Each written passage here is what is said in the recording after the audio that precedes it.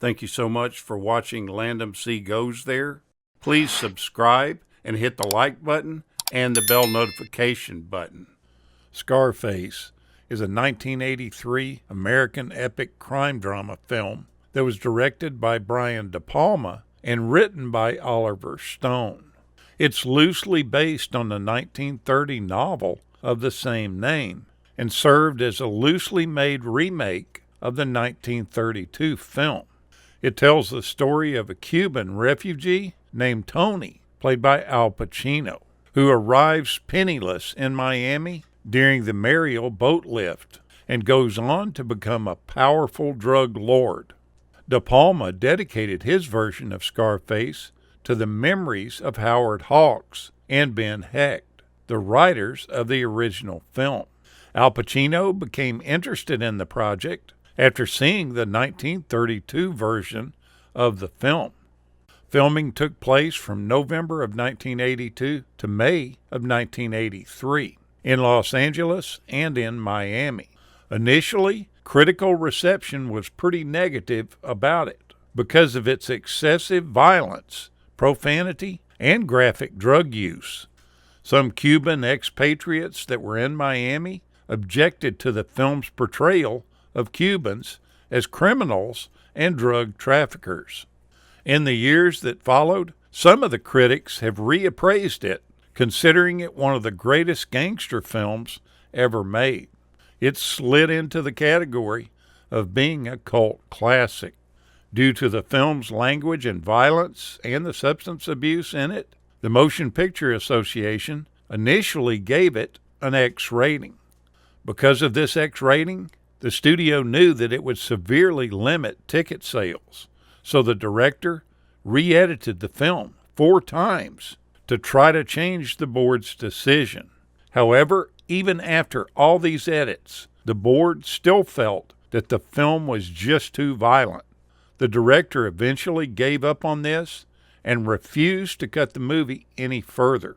He even told Universal that they would have to fire him and find someone else to hack away at his film. The studio decided to appeal the board's verdict. Eventually, the decision was overturned and Scarface received an R rating. Michelle Pfeiffer only had one big screen credit, starring in the notorious box office flop Grease 2. She was given a chance to audition for the role of Tony's wife, Elvira. Unfortunately, most of Hollywood was also up for this coveted role. Fortunately for Pfeiffer, the producers liked the blonde bombshell for this part, but Pacino, on the other hand, wanted to pass on her. It took quite a while to convince him that she was right for the role.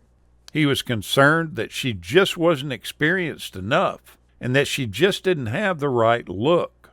She didn't fit the image of Elvira that he had in his mind. But he was dead wrong. Pacino really wanted Glenn Close for the role, but the film's producer ultimately made the call to cast Pfeiffer.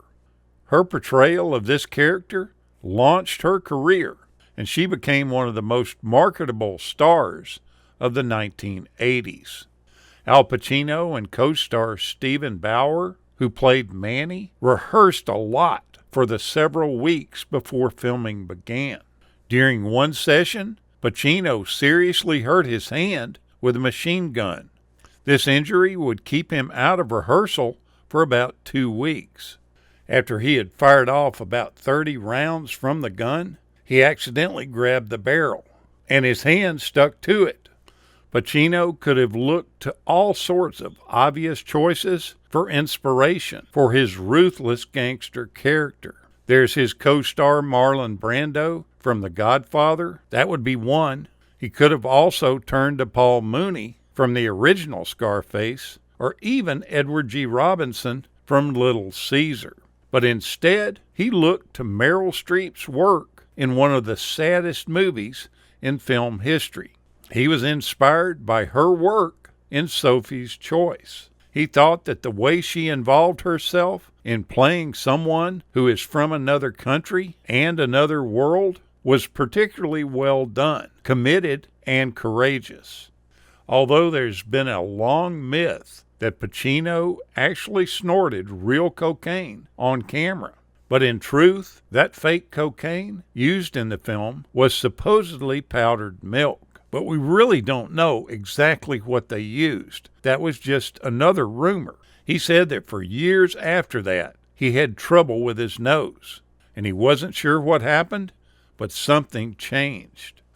In order to create the most accurate picture possible, Oliver Stone spent time in Florida and the Caribbean interviewing people on both sides of the law for research for the film.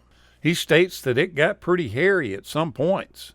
Unfortunately, during penning this screenplay, Stone was also dealing with his own cocaine habit, which gave him an insight into what the drug can do to users. He actually tried to kick the habit by leaving the country to complete the script. Finally, he was able to finish the script completely sober. The majority of the movie was shot in L.A., standing in for Miami, Florida. This was done primarily because the production would have been endangered by protests from angry Cuban Americans over the film's reported subject matter.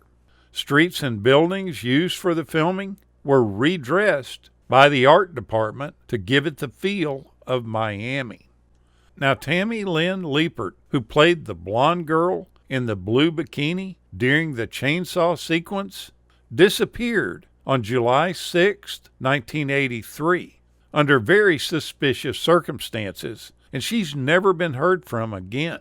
While she was working on the project, she had a breakdown on the set while watching a violent scene being filmed.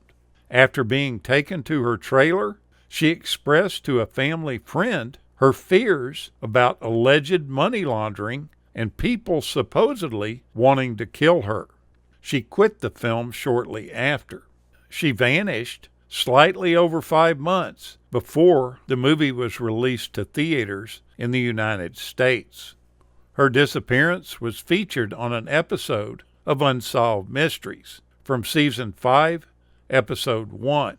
Tammy's mother was interviewed for a segment of the show, but she died a few years later, never knowing what happened to her daughter. Tammy's sister is still searching for her and maintains a Facebook page regarding her disappearance. Go back and take a look at this intense movie. It's one you can't easily forget. Thank you so much for watching, and we'll continue to chase the classics.